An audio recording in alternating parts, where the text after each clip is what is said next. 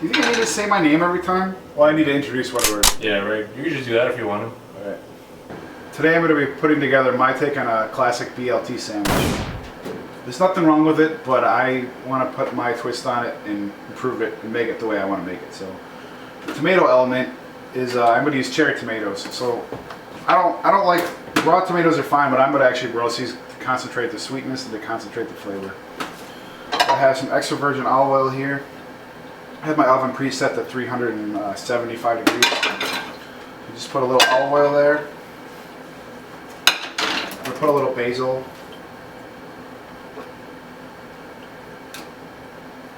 A little salt. And these are moderately sweet, but they're not the greatest. So I'm going to put a little bit of maple for sweetness. Or a little bit of black pepper. And you basically just want to roast them until they pop a little bit and shrink in size.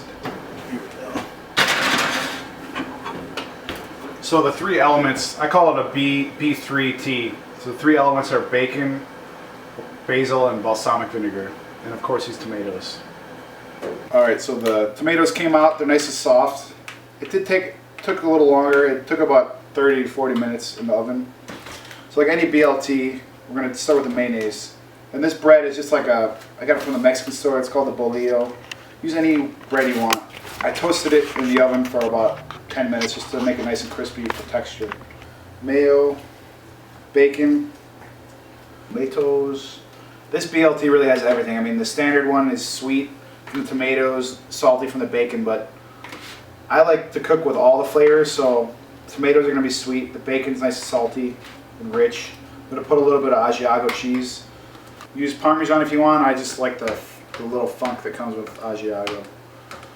This is balsamic syrup. I just took plain store-bought balsamic, boiled it down with a little bit of sugar. Basil. I'm going to put a little bit of fresh black pepper.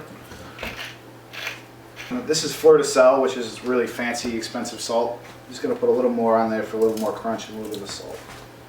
And there you have it, the B3T